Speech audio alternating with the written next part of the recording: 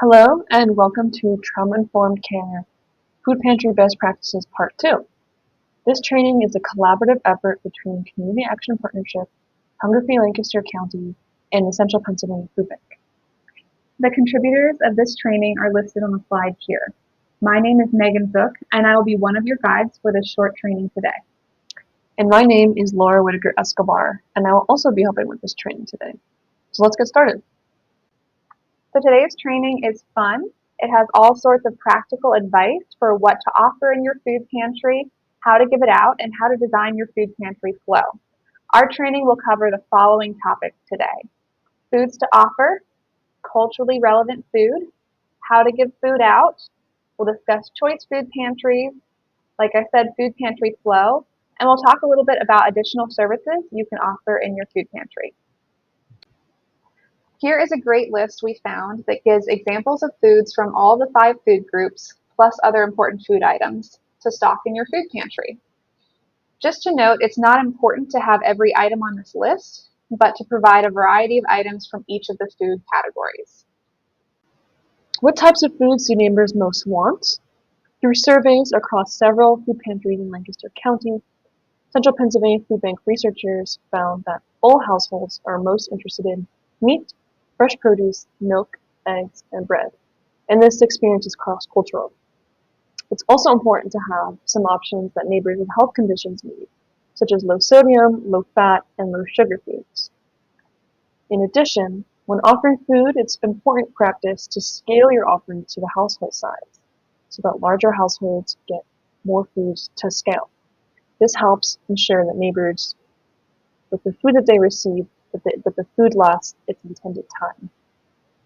Finally, neighbors do notice and feel ashamed and embarrassed if their food is spoiled or expired, so be sure to check when stocking the foods, when giving them out, just for quality control. Folks also have food preferences and dietary needs based on their cultures and experiences. As you can see on this chart, Central Pennsylvania is welcoming others from many other parts of the world, growing in population or diversifying as the years go on. We know that food pantries are the lowest barrier places to receive help, and we want to make sure that everyone who comes to receive food can receive it and eat and use the food that they do receive. That is where the concept for culturally relevant foods come in. Some people say culturally familiar foods. This means that the food you select for your pantry takes into consideration that of the people who are coming to the pantry and what foods they prefer to eat and cook in within their own home. We have some very practical advice here for what foods you can offer that make your pantry more welcoming to other cultures and more suitable for folks with different preferences and dietary needs. Rice is an important item to offer for many cultures. And with that, we recommend trying to offer a variety of different rices for neighbors to choose from, as there are very different types. Focus on fresh foods and whole foods as much as possible, just like mentioned on the previous slide. Things that are not very popular in other cultures are canned foods and pre-seasoned meats and packaged foods. Cooking from scratch is done much more in a lot of different cultures compared to American cultures, so whole foods that are plain is the way to go.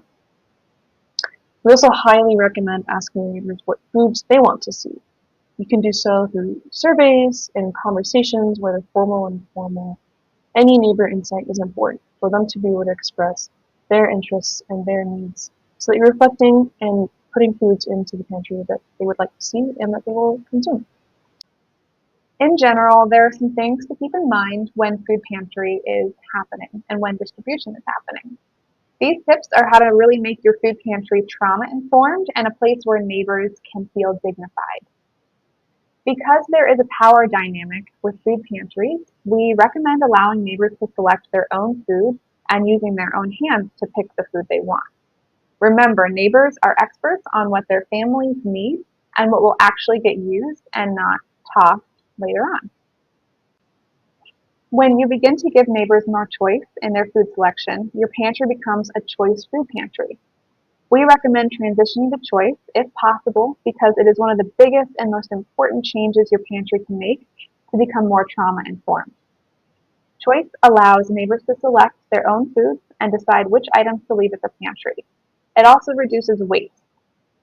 Now, choice pantries come in many forms, and there's some listed on the slide here. Choice is also a spectrum and ranges from no choice to partial choice to full choice of food items. So, if you decide it's finally time to transition to choice, you may need to think about some equipment upgrades. And some of these are optional, but they could be helpful with how you display food. Equipment can also be helpful and an aid in creating a welcoming environment and atmosphere. So like I said, these items can be optional, although refrigeration should be present to keep cold foods cold. But these things really help create a sort of grocery store feeling, which is again a more dignified experience for neighbors. Finally, if you move to choice, depending on what type of choice, you will need to make sure your categories of food have clear signage so neighbors know how much food they can get from a certain section. The sign should be simple and in the neighbor's preferred language or languages. Also, they can contain symbols for low literacy.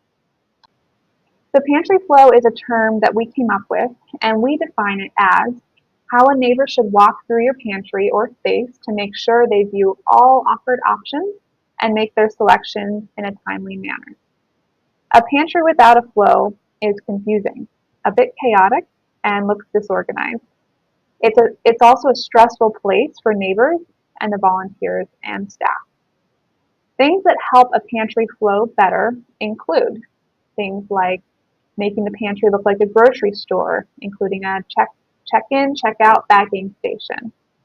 Flow also is easier if neighbors have access to shopping carts to use so that they don't have to be juggling all the different items they're getting throughout the pantry. Additionally, it is helpful to have the walking path marked off with dividers or arrows, signs, things like that, so that neighbors have a clear walkway and they can kind of look ahead and see where they're supposed to go next. Additionally, it's important for safety purposes, but also confusion purposes, to block off overstock areas and non-guest areas. Also, then the neighbors know that they're not supposed to go back into these other areas because they're not for shopping. Also, what's very helpful is to station your staff or volunteers throughout the pantry so that they can be beckoning and welcoming neighbors on to the next spot where neighbors should be selecting their food. This is an alternative to a volunteer or a staff member accompanying a neighbor side by side throughout the pantry. Having volunteers stationed throughout the pantry instead of walking alongside is just a more dignified way for neighbors to shop. Here is an example of how one pantry planned out their new choice food pantry flow before they went over to choice pantry. Whenever you want your flow, whatever you want your flow to look like, make sure you do have a plan and use dividers, signs, arrows, things we talked about, anything to help maintain that flow so neighbors and volunteers are not confused. Also, you may try out a flow or setup and realize you need to tweak it so that it works better for neighbors as they shop in the pantry. And that's completely fine. As long as there's a plan for setup that will help your pantry feel organized and run smoother, that's what really matters. Another finding from the Community Hunger Mapping report in Lancaster is that food pantries have unique positions as trusted community assets and as the lowest barrier social service providers. This makes the food pantries great sites for offering or promoting additional non-food pantry services. There are many ideas for different services to offer on the slide here. Of course, we have SNAP and WIP listed because we learned how these programs are important for reducing food insecurity in other slides.